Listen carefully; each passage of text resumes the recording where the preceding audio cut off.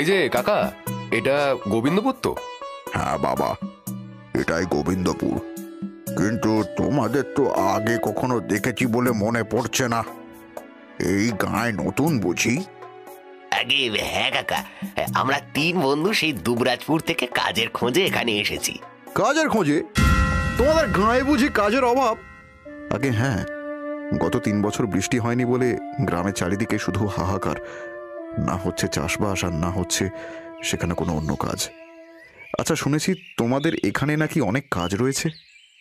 একদম ঠিক শুনেছ বাছা, ভগবানের কৃপায় আমাদের গ্রামে কাজের কোনো অভাব নেই। গ্রামের লোকেদের বিঘে বিঘে জমি, কিন্তু মজুরের অভাব। কি বলেন কি?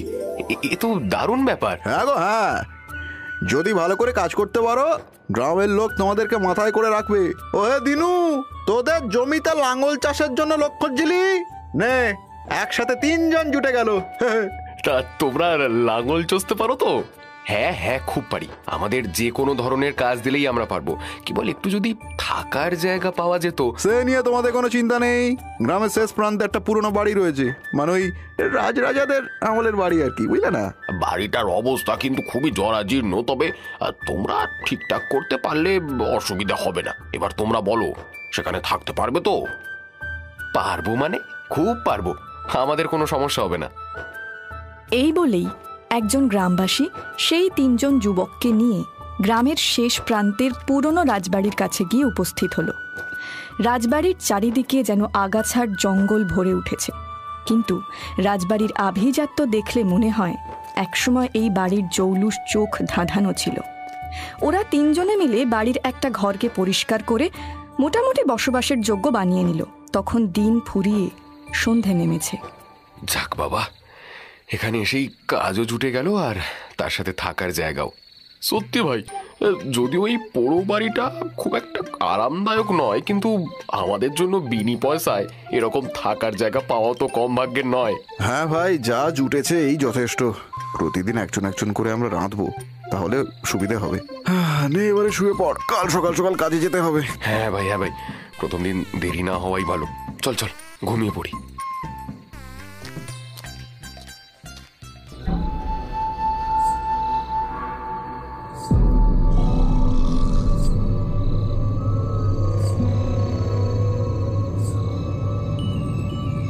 কি একটা নুপুরের শব্দ শোনা যাচ্ছে না, কিন্তু শব্দটা আসছে কোথা থেকে? বোনাস পান। এটা এটা কি দেখলাম? না না না না, নতুন জায়গা, কি জানি কি বিপদে পড়বো। যাকে যাক, কাল সকালে দেখা যাবে। এই বলে হারু চুপচাপ ঘুমিয়ে পড়ল। এরপরে কেটে গেল 1 সপ্তাহ। হারু, নিমাই আর ব্রজেন সারা দিন কাজ করে বাড়িতে ফিরে রান্না করে খাওয়া দাওয়া সেরে শুয়ে পড়ে। কিন্তু হারু এর আগেও বারদুয়েক সেই নুপুরের শব্দ শুনতে পেয়েছে। আজকে রাতেও নিমাই আর ব্রজেন ঘুমিয়ে পড়তেই হারু সেই নুপুরের শব্দ শুনতে পেল। এবারে সে নিজের মনে মনে বলল, ব্যাপারটা মোটেই সাধারণ নয়। নিশ্চয়ই এখানে রাতের বেলা কোনো মেয়ে আসে। বিষয়টি দেখতে হচ্ছে তো, বাইরে গিয়ে দেখতে ক্ষতি কি?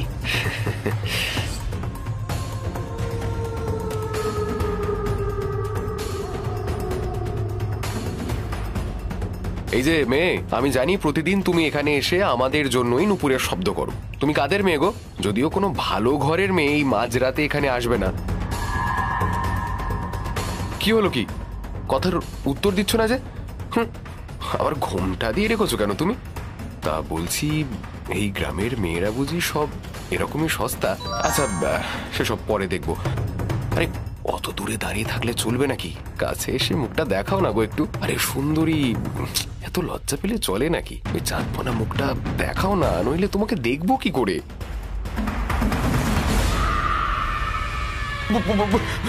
ভূত ভূত!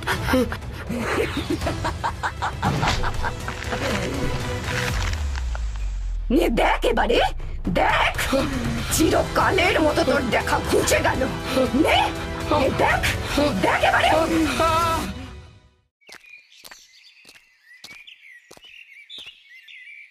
ভগবান, কি অবস্থা করেছে দেখো। হায় হায় হায় হায় হায় হায়। এই জন্যই বলে আজকালকার ছেলেদেরকে কোনো বিশ্বাস নেই। বেশি সাহস দেখাতে গিয়ে কি অবস্থা হয়েছে দেখো। এবার বোঝো ঠেলা। এই দাদা একটু সরুন না, কি হয়েছে? এ তো হারু, সকাল থেকে ওকে খুঁজছি, কিন্তু এ কি অবস্থা হয়েছে ওর? আরে তোমরা দাঁড়িয়ে দাঁড়িয়ে কি দেখছো? এখানে কি কোনো স্বাস্থ্য কেন্দ্র বা ডাক্তার নেই? হে ভগবান, কি হবে এবার? কি আবার হবে? রাত পরি খেলে যা হয় তাই হবে। এবার সারাটা জীবন তোমাদের বন্ধু এইভাবেই অন্ধ হয়ে বাড়িতে বসে থাকবে? কি বলছো তোমরা? রাত পরি খেয়েছে মানে? যা সর্বনাশ তো হয়ে গেছে।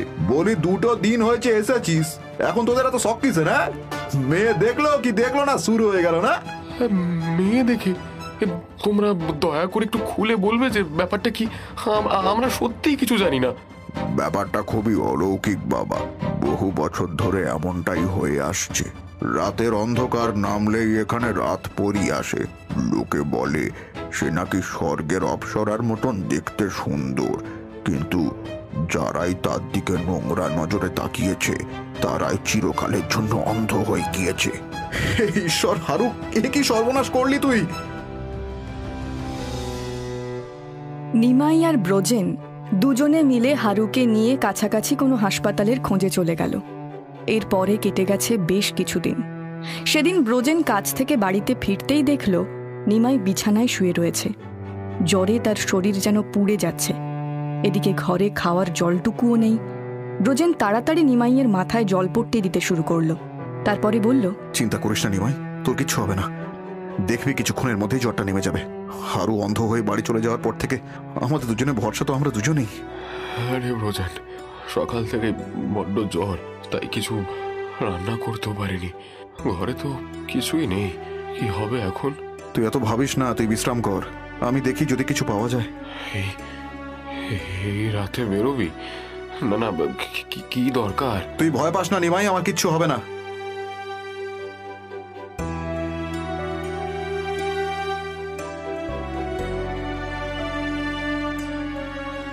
হঠাৎই ব্রজেন একটা নুপুরের শব্দ শুনতে পেল।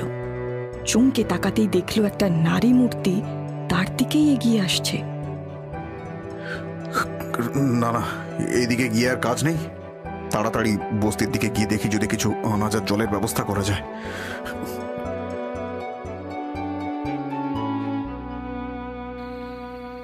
যাক, জ্বরটা নামতেই নিমাই ঘুমিয়ে গেছে। কে কে তুমি? এই রাতে এখানে কি করতে এসছো? তখন তুমি আমাকে দেখে এড়িয়ে গেলে কেন? নাকি ভয় পেয়ে গেছিলে? কেন কথা বলবো? তোমাদের গ্রামের লোক মোটেই সুবিধের নয়। কিছুদিন আগে আমার বন্ধুকে অন্ধ করে দিয়েছে। না বাবা, আমি আর বিপদ বাড়াতে চাই না। তাই বুঝি গ্রামের লোক খারাপ আর তোমাদের বন্ধু বুঝি খুব ভালো? এই দেখো, আমি জানি না তুমি কে, কিন্তু এই রাতে এই একা পরপুরুষের ঘরের বাইরে আসা মোটেই তোমার উচিত নয়। তোমার বাড়ির লোকেরা তোমার জন্য চিন্তা করবে। যদি কিছু বলার থাকে কাল সকালে এসো, এখন যাও। শোনো না, দরজা বন্ধ করে দিও না, তোমার সাথে আমার কিছু কথা আছে। কি হয়েছে বলো তো? কে তুমি? এত রাতে কি পথ হারিয়ে এখানে এসেছো তুমি? তুমি আমাকে বলো, আমি তোমাকে বাড়ি দিয়ে আসছি। তুমি আমাকে বাড়ি নিয়ে যাবে? তুমি জানো আমি কে? আমি কোনো রক্ত মাংসের মানুষ নই। আমি রাতপরি। আমি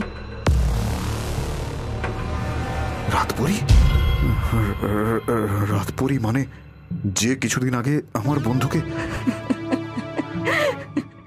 হ্যাঁ, আমি সেই রাতপরি যে কিছুদিন আগে তোমার বন্ধুর চোখ অন্ধ করে দিয়েছিলাম। আর দেব নাই বা কেন? ওই নোংরা দৃষ্টিতেও আমার দিকে তাকিয়েছিল। কিন্তু তুমি এরকম হলে কি করে? মানে তোমাকে দেখে তো সাধারণ মেয়ে বলেই মনে হচ্ছে।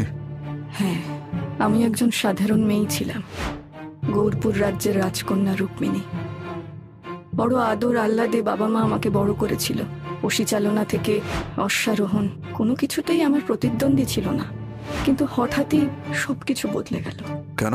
সব বদলে গেল কেন? এক রূপসী গুণবতী রাজকন্যা থেকে তুমি রাতপরি হয়ে গেলে কি করে? বলো, আমি শুনতে চাই। সে অনেক বড় কাহিনী। নিজের অস্ত্র শিক্ষা আর রাজপ্রাসাদের চৌহদ্দির মধ্যে খুব আনন্দেই দিন কাটছিল আমার। তার মধ্যেই একদিন গোবিন্দপুরের রাজকুমার তড়িৎ কুমারের সঙ্গে আমার বিবাহের প্রস্তাব আসে।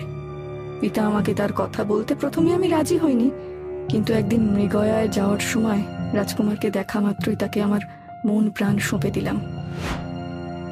যথাসময়ে ধুমধাম করে আমাদের বিবাহ সম্পন্ন হয়ে গেল।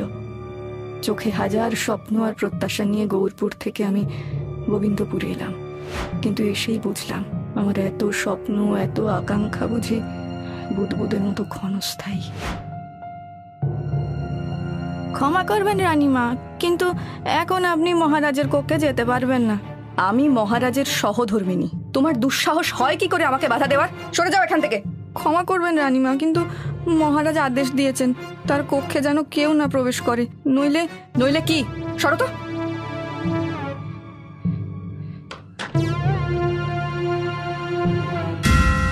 মহারাজ, মহারাজ, এটা আপনি কি করছেন? এ তো আমার সাথে আসা দাসী সুরমা। আপনি ওর সাথে? তুমি তুমি তুমি ভুল বুঝছো রুক্মিণী। আমি তো শুধু... ব্যাস ব্যাস মহারাজ, আপনি আমার দাসীর সাথে? ছি ছি ছি ছি ছি ছি। রুক্মিণী, নিজের অনধিকার চর্চা করতে চেও না। আমি মহারাজ, এসব মহিলা সঙ্গ করা আমার সহজাত, এগুলো আমার শখ। কি? তাহলে আমি আপনার জীবনে, তাহলে আমার জায়গাটা কোথায় মহারাজ? রুক্মিণী, তুমি আমার স্ত্রী, তোমার জায়গা আমার শয়ন কক্ষে। ব্যাস ওইখানেই থাকো, এর বেশি আশা করো না। এবার যাও। দাসী, কাছে এসো।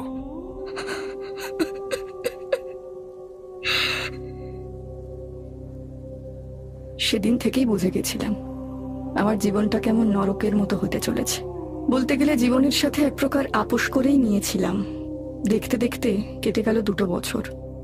মদ আর মেয়ে মানুষে মহারাজ এতই মগ্ন হয়ে থাকতেন যে রাজ্যে ক্রমাগত অধঃপতন হতে শুরু করলো। একসময় বাধ্য হয়েই মহারাজকে অন্য এক রাজ্যের সাহায্য প্রার্থনা করতে হলো। মধুরগড়ের সম্রাট উৎপল কুমার এই রাজ্যের রাজপ্রাসাদে এলেন। আমি তার সাদর অভ্যর্থনা করলাম। সেদিন মহারাজ আর সম্রাট উৎপল কুমার আলোচনা করছিলেন কক্ষে। আমি দাসী সহ তার কক্ষে প্রবেশ করতে গিয়ে শুনতে পেলাম, এই নিন সম্রাট, এই উৎকৃষ্ট সুরা পান করুন, আপনার জন্য বিশেষভাবে এটা আনিয়েছি। ভালো। তা তড়িৎ কুমার, আপনি কি প্রকারের সাহায্যের জন্য আবেদন জানিয়েছিলেন? আগে সম্রাট, আপনি তো সবই জানেন। গোবিন্দপুরের অবস্থা নেহাতি শোচনীয়। রাজকোষ প্রায় ফাঁকা হয়ে গিয়েছে, তার উপরে ভিনদেশী শত্রুর আক্রমণ তো রয়েছে। এই অবস্থায় যদি কিছু আর্থিক সাহায্য প্রদান করতেন।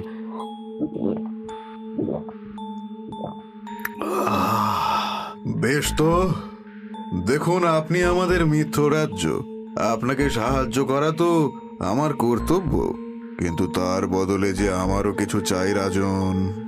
আমার কাছে আপনাকে দেওয়ার মতন কি কিছু আছে সম্রাট? আমি তো নেহাতি... আছে মানে খুব আছে তড়িৎ কুমার। আপনার কাছে এক কোহিনূর হিরে রয়েছে, যা খুব কম রাজার কাছেই থাকে। আমি ঠিক বুঝলাম না সম্রাট। আপনার রানী রুক্মিণীকে আমার চাই রাজা, কেবল 1 রাতের জন্য। তার বদলে অর্থ সাহায্যের সাথে সৈন্য সাহায্য পাবেন। আচ্ছা বেশ, সম্রাটের আদেশ অমান্য করার দুঃসাহস আমার নেই, যেমন আপনার ইচ্ছা। উত্তম, অতি উত্তম। কিন্তু আপনার রানী রাজি হবেন তো? নিশ্চয়ই হবেন সম্রাট। না না না না, কখনো না, কখনো না, আমি কখনো এটা হতে দেব না। মহারাজ এটা কি করে ভাবলেন? নিজের স্ত্রীকে? ঈশ্বর, কি শাস্তি দিচ্ছ আমায়!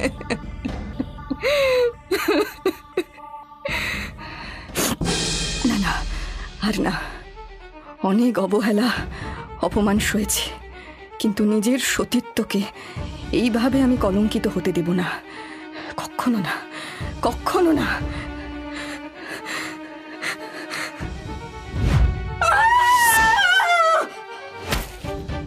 আমার চিৎকার শুনে মহারাজ ছুটে এসেছিলেন, কিন্তু হায় রে ভাগ্য, যাতে আমার আত্মহত্যার খবর রটে গিয়ে রাজবংশের গায়ে কালিমা না লাগে, তাই আমার দেহটাকে তিনি দাহ করেননি। বরং সেটাকে খামারের দেওয়ালে চুন সুরকি দিয়ে বাঁধিয়ে দিয়েছিলেন। সেই দিন থেকেই আমার আত্মা এইভাবে ঘুরে বেড়াচ্ছে। হায় ভগবান, এক রাজকন্যা হয়েও তুমি এত কষ্ট ভোগ করেছো। কিন্তু একটা কথা খুব জানতে ইচ্ছে করছে, তুমি আমার বন্ধুর চোখ অন্ধ করে দিয়েছিলে, কিন্তু আমায় কিছু ক্ষতি করলে না কেন? কারণ এত বছর ধরে আমি তোমার মতোই এক পুরুষের সন্ধান করছিলাম। এতদিন যে আমাকে দেখেছে কেবল খারাপ দৃষ্টিতেই দেখেছে, আর আমি তাদেরকে অন্ধ করে দিয়েছি। হ্যাঁ, যারা মেয়েদের নোংরা চোখে দেখে তাদের এইভাবেই দৃষ্টিশক্তি কেড়ে নেওয়া উচিত। হ্যাঁ, তুমি একদম ঠিকই বলেছ, কিন্তু আমাদের সমাজে এই ধরনের মানুষের সংখ্যাই যে বেশি। তুমি কতজনকে এইভাবে শাস্তি দেবে বলো তো? তাই তো আমি ক্লান্ত হয়ে গেছি, আর এই যন্ত্রণা সহ্য করতে পারি না। এবারে আমি মুক্তি চাই, শুধু মুক্তি। তোমার জীবন কাহিনীটা সত্যিই বড় কষ্টের। আচ্ছা, আমি কি তোমার জন্য কিছু করতে পারি? হ্যাঁ, একমাত্র তুমিই পারবে। এই জন্যই তো তোমাকে ডাকা। তোমার মতো চরিত্রবান পুরুষই আমাকে মুক্তি দিতে পারবে। আর এই কষ্ট সইতে পারি না। আমি মুক্তি চাই, মুক্তি, শুধু মুক্তি। কিন্তু আমি কিভাবে তোমাকে মুক্তি দেব? এ কি?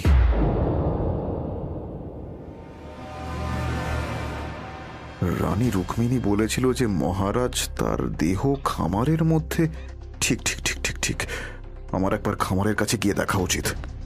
ব্রজেন ছুটতে ছুটতে খামারের কাছে গিয়ে উদ্ভ্রান্তের মতো এদিক ওদিক তাকাতেই দেখল রুক্মিণীর ছায়ামূর্তিটা সেই খামারের মধ্যে ঢুকে গেল।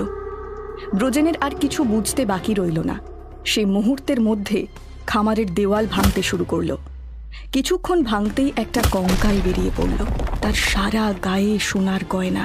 ব্রজেন অবাক হয়ে বলল, হে ভগবান, এটা তো রানী রুক্মিণীর মৃতদেহের কঙ্কাল, কিন্তু তার সারা দেহে এই যে সোনার গয়না, এগুলো আমি কি করব? এই গয়নাগুলো তোমার ব্রজেন, এগুলো আমার তরফ থেকে তোমার জন্য ছোট্ট উপহার। এটা নিয়ে তোমার কিছু উপকার হতে পারে।